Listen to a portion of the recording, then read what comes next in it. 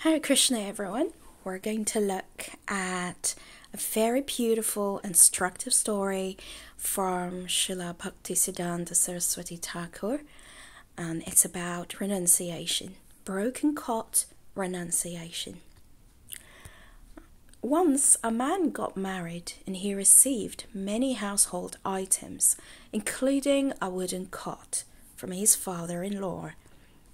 He was enjoying sleeping on the gifted cot, but after a few days it broke down because it was cheap and not well made.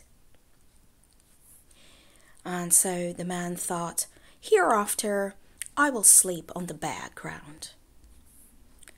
So he began to sleep on the floor, as he had no cot now, and people would watch him through the window and would say, "Oh, look, he's sleeping on the floor."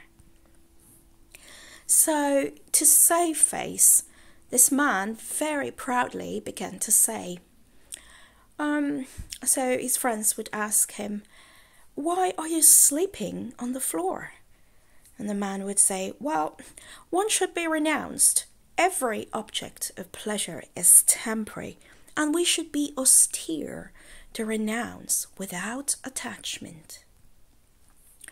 So what we understand from this is the man, he was pretending to be a very renounced person, very amazing person who is like a sadhu, is detached from everything.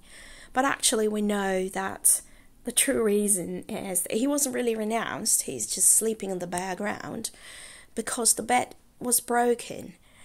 So Bhaktisiddhanta Saraswati says, it's in the purport, true renunciation is not that one sleeps on the bare ground when the bed is broken. In fact, this reflects nothing but a motive for earning fame and appreciation for one's unusual activities.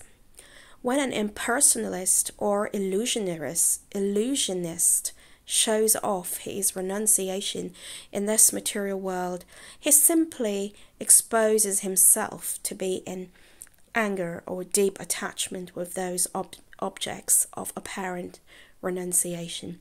He would have continued to enjoy those objects if they were of no trouble to him before. Pure devotees will never expose their spirit of renunciation in such a manner. They renounce everything for the satisfaction of the Supreme Personality of Godhead, Lord Sri Krishna. They know very well that the Lord is the supreme enjoyer and that no living entity should have any desire for enjoyment for his own sake. A pure devotee is ever satisfied with the remnants obtained from the Lord as his causeless mercy, and he is never unhappy or attached with any such object. So renunciation is not something we show off. It's not a show of being detached. It actually has to really happen. So if we really are renounced, then we're not just wearing clothes, say saffron clothes, or pretending to be a great person.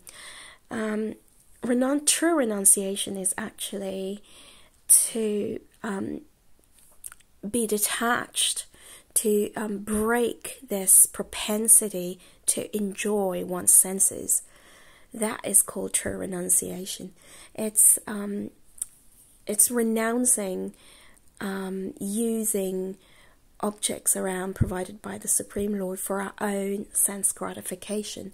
Rather, we use these very same things that are being provided to us for the satisfaction of the Supreme Lord, and that is true renunciation. It's not that we have to go to a forest, not live in our house, not wear nice clothes. We don't have to show off like this.